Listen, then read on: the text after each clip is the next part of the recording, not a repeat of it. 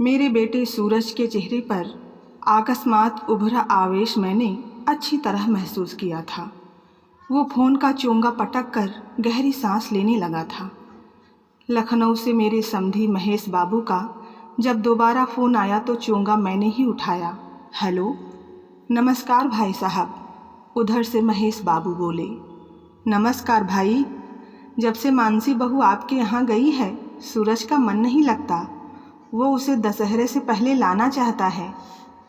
1 माह भी तो नहीं हुआ है बेटी को आए हुए। महेश बाबू का स्वर उखड़ा। आप दामाद बाबू को फ़ोन दीजिए। तब तक सूरज मेरे निकट आ चुका था। रसोई में शांति जी मेरी पत्नी रात के खाने की तैयारी में लगी थी। वो आटा गूंथती हाँफ रही थी क्योंकि कुछ दिनों से वो बीमार थी। छाती में कफ जम गया था, सो ठीक से सांस नहीं ले पा रही थी। अस्पताल में भर्ती थी तब ऑक्सीजन लगवानी पड़ी थी। डॉक्टर ने आराम करने को कहा था। सांस उखड़ने पर वो एस्थलीन इन्हेलर इस्तेमाल करती थी। ऐसे में मानसी बहू का यहाँ होना ज़रूरी था। सूरज को काम पर जाना होता है। ऐसे में कभी कभी मुझे भी रसोई संभालनी पड़ जाती थी। ये सब सूरज को अच्छा नहीं लग रहा था। मानसी 1.5 माह के लिए कहकर मायके गई थी। अभी 25 दिन ही हुए थे। उसके बिना सूरज को दिन काटने मुश्किल हो रहे थे। वो चाहता था जितनी जल्दी हो सके मानसी वापस आ जाए। दूसरा कारण था अपने 14 माह के बेटे डुग्गू से अत्यधिक लगाव। डुग्गू की उछल कूद सभी को अच्छी लगती थी। वो चलने लगा था, पापा पापा कहता फिरता था। डुग्गू का खिलखिलाना, तुतलाना सबको अच्छा लगता था।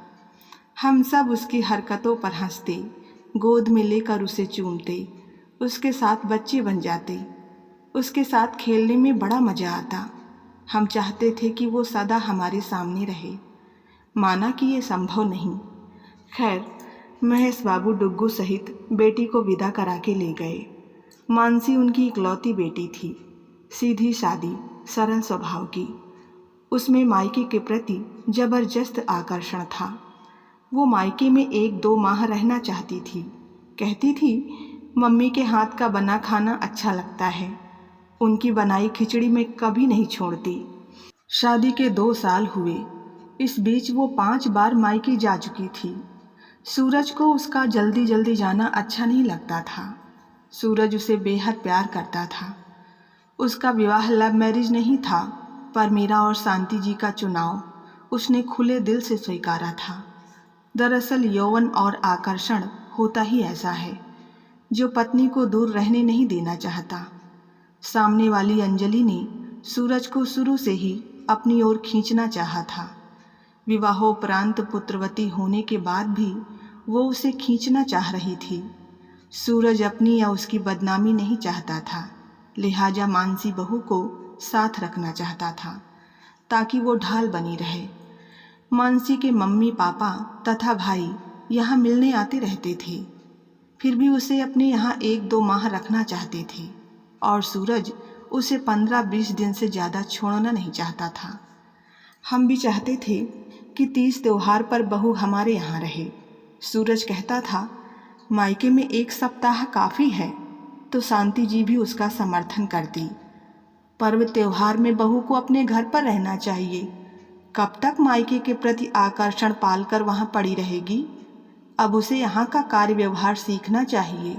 वैसे मानसी को लाने की इच्छा इसलिए भी बलवती हो रही थी कि हमने जीप खरीदी थी और पहली बार उसी से मानसी और डुग्गू के साथ जीप से लखनऊ होते हुए वहाँ एक शादी समारोह में शामिल हो जाएं।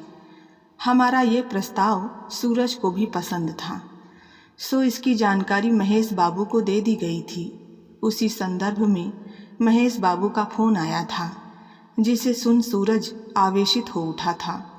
इसीलिए मैंने सूरज से पूछ लिया, क्या बात है, चोंगा क्यों पटक दिया? उन्होंने बात ही ऐसी कह दी है। आवेश से वो बिफर पड़ा।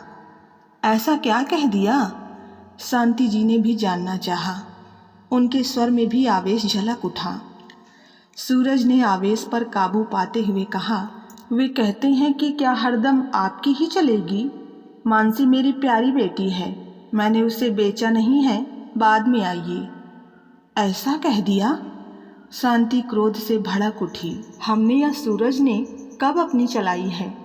लड़के होकर भी उन पर तो कभी रौब भी नहीं गांठा। मानसी उनकी प्यारी बेटी है, तो क्या सूरज हमारा प्यारा बेटा नहीं?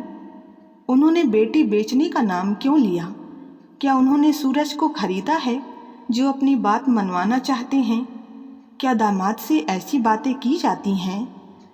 सूरज की चोंगा पटकते वक्त की बात मुझे याद आई जो उसने आवेश में कही थी। आपको अपनी बेटी प्यारी है तो मुझे मेरा बेटा डुग्गू प्यारा है।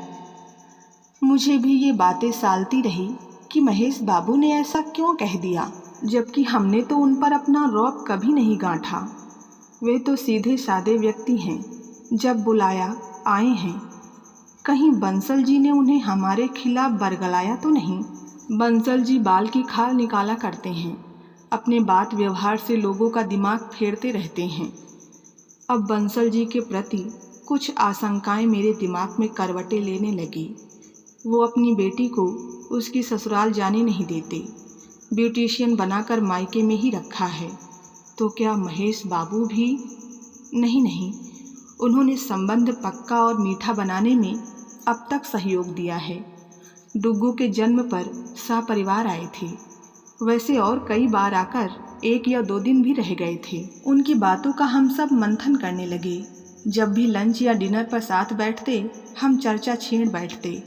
शांति जी कहती, हमने कभी उन्हें नहीं दबाया, उल्टे वही हमारा सीधापन देखकर अपनी मर्जी चलाते रहे हैं।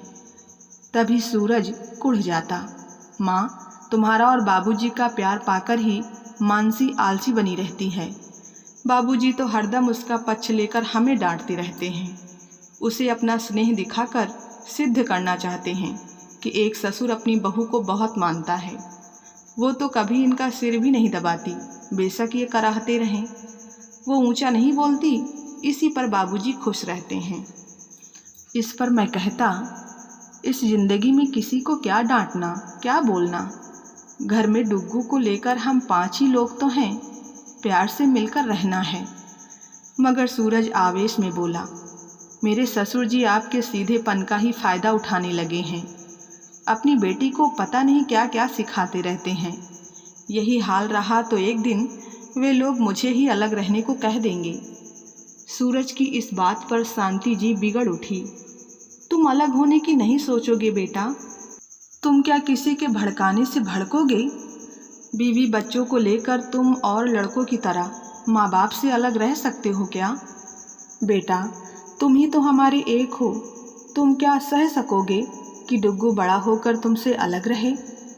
तुम्हारे लिए हमने लाखों जमा कर रखे हैं, जीप बस खरीद दी है, तुम्हें एक तरह से मालिक बनाया है, पूंजी निवेश करके, किसी का नौकर नहीं बनने दिया है।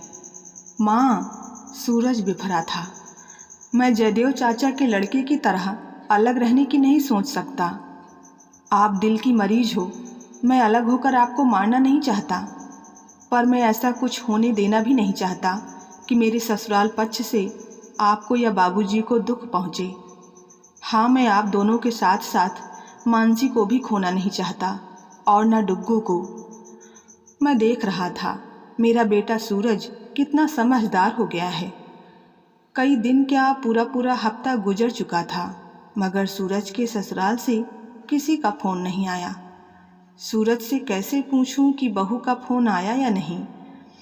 एक दिन हम बालकनी में बैठकर चाय की चुस्कियां ले रहे थे, तभी सूरज ने आशंका जताई, कहीं ऐसा तो नहीं कि मानसी के माता पिता उसे अब डुग्गू सहित हमारे यहाँ भेजना नहीं चाहते? कहीं मेरे ससुर जी अपने बड़े भाई की कहानी तो नहीं दोहराना चाहते? ये सुनकर मैं चौंक पड़ा था।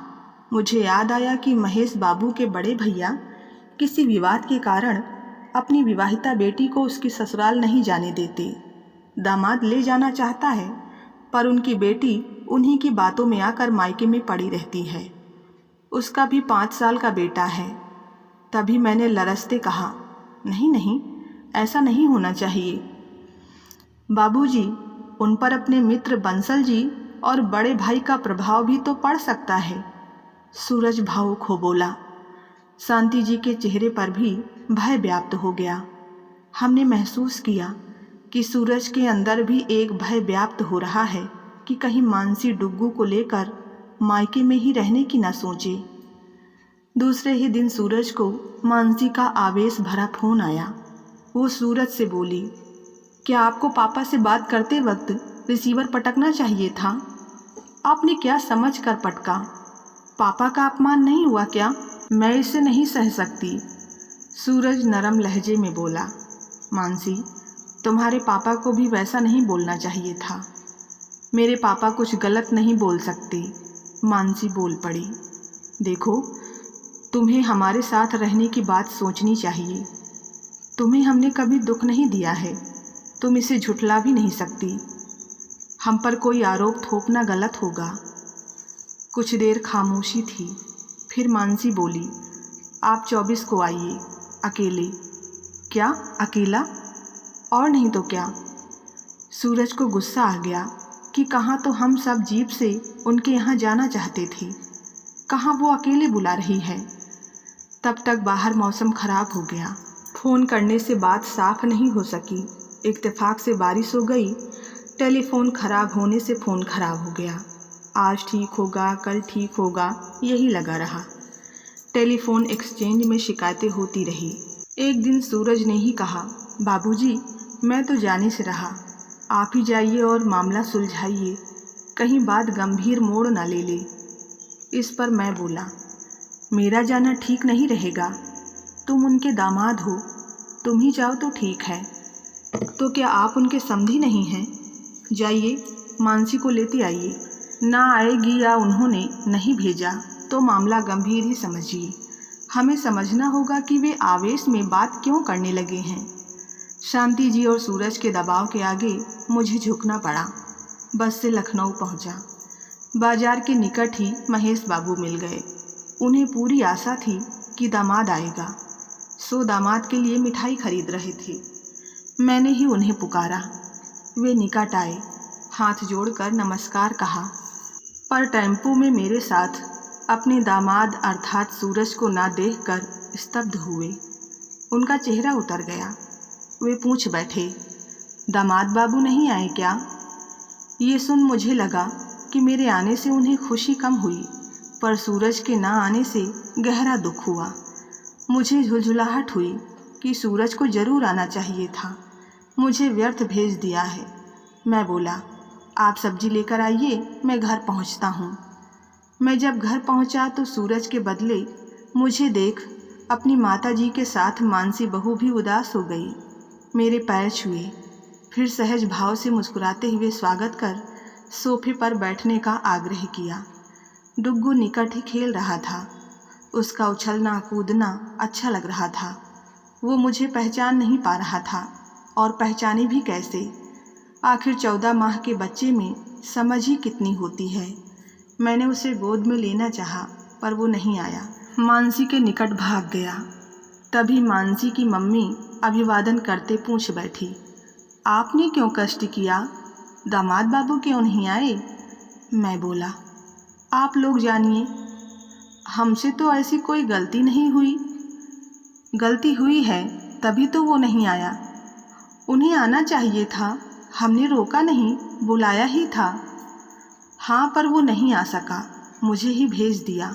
फिर मैंने माहौल हल्का करने को कहा, मान लीजिए वो नहीं आया तो क्या मानसी बहू नहीं जाएगी? इस प्रश्न का जवाब समधन जी नहीं दे सकी। तभी डुग्गू हंसा और प्लास्टिक का बैट उठाकर फर्श पर दे मारा तो मानसी बोल उठी, बाबूजी देखिए, ये कितना नटखट हो गया है। इसके पापा कहते हैं ननिहाल में ये मौनी बाबा बन जाएगा, यहाँ सब काम भर ही बोलते हैं। ये सुनकर मैं हंस पड़ा। बोला, क्या हम बकर बकर करते रहते हैं? हाँ, सूरज की माताजी अवश्य बच्चे के साथ बच्चा बन जाती हैं, जोर से हंसती बोलती हैं। सूरज भी खूब बोलता है और मैं भी कम नहीं। वो हंसने लगी। माहौल बदला तो मैंने पूछा, बहू, मान लो सूरज को समय नहीं मिला तो क्या मेरे साथ चल सकोगी? ये सुनकर वो छत को ताकने लगी और बात बदल कर बोली, बाबूजी, आप सब किसी शादी समारोह में जाने वाली थी ना? हाँ, इधर से किसी ने हमें बुलाया नहीं, ना उत्साह दिखाया। हम चाहते थे जीप से आएं और तुम सबको भी लेते चलें। इस पर मानसी सफाई देने लगी। डुगू के पापा ने ऐसा नहीं बताया, सिर्फ यही कहा कि 12 तारीख को लेने आ रहे हैं। इस पर मेरे पापा ने विरोध किया कि हर बार 10-15 दिन में बुला ले जाते हैं, आना हो तो 24 के बाद आइए। तब उन्होंने शायद चोंगा पटक दिया। नहीं, तुम्हारे पापा ने आपत्तिजनक 2-3 वाक्य और कहे जो उन्हें नहीं कहने चाहिए थे। तब तक मानसी की माताजी किचन में चली गई। तब तक महेश बाबू मार्केटिंग करके आ गए और प्यार से मिले, स्वागत सत्कार किया, जलपान की व्यवस्था की। हम सब इत्मीनान से बैठे तो महेश बाबू ने सूरज के न आने का कारण जानना चाहा। मैंने उनसे भी यही कहा कि मुझे नहीं पता।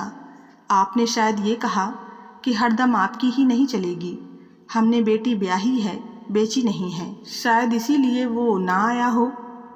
महेश बाबू थोड़ा चुप रहे, फिर बोले, नहीं, मेरे कहने का तात्पर्य। उनका स्वर धीमा हो लड़खड़ा गया। पिछली बार मानसी थोड़े दिनों के लिए आई थी तो दामाद बाबू जल्दी ले गए, अब भी ले जाना चाहते हैं। मानसी 1-2 माह रहे तो क्या हर्ज है? मैंने उन्हें लपेटा। लगता है आपके बोलने का ढंग ही कुछ गलत था, जो सूरज को पसंद नहीं आया। उसने अपनी माँ को बताया तो ना तो उन्हें अच्छा लगा, ना मुझे ही। महेश बाबू झेंप गए। मेरे मुंह से अगर ऐसी कोई बात निकल गई तो उन्हें उसे भूल जाना चाहिए था। बताकर आप सबको आवेशित करने की क्या ज़रूरत थी? उनकी गोल मटोल बातें मुझे आवेशित कर बैठी। मैं बोला, महेश बाबू, क्या झूठ है क्या सच आप जाने, पर यह सच है कि हरदम हमारी नहीं चली है, आप अपनी चलाते रहे हैं। विवाह से पहले आप बंसल जी की बातों में आकर अपनी मर्जी हम पर लादते रहे, जैसे हम ही लड़की वाले हों। आपने गरीबी का रोना रोकर साधारण शादी करनी चाहिए, हम मान गए। क्या झूठ है? आपने कहा कि मंडप में 8 आदमी से अधिक नहीं खिला सकते। मैंने ये भी बात मान ली, हालांकि मेरे रिश्तेदार मुझ पर नाराज हुए। ये सब सुनकर वे चुप रहे। मैं फिर बोला, आप बंसल जी की बातों में आकर मेरे गले में पीतल की चैन डाल बैठे और सबको बताया कि सोने की चैन डाल रहे हैं। आपकी इज्जत बचाने के लिए मैं शांत रहा। मेरे दामादों ने इसे सच समझा और मुझे उन्हें सोने की अंगूठियां देनी पड़ी। आप हरदम छोटी छोटी गलतियां करते रहे, पर मैंने ध्यान नहीं दिया। कुछ ऐसी ही छोटी गलती आप सूरज से भी कर बैठे और वो शांत न रहकर नाराज हो बैठा है। अब महेश बाबू रुआंसे हो गए, पर मैं बोलता रहा। आपने शायद प्यार से ही कह दिया कि बेटी बेची नहीं है, 1-2 माह रखना है। बेचने का नाम क्यों लिया? सूरज ने भी खरीदा नहीं है, प्यार ही किया है। मैं मानता हूँ कि मानसी आपकी प्यारी बेटी है, पर यह भी सोचिए कि वो अब सूरज की प्यारी पत्नी है। हाँ, वो फ़ोन पर ये तो नहीं कह सकता था, सो बोल बैठा कि डुग्गू मेरा प्यारा बेटा है जो आपके पास है। उसके अंदर मानसी के प्रति बेहद प्यार है।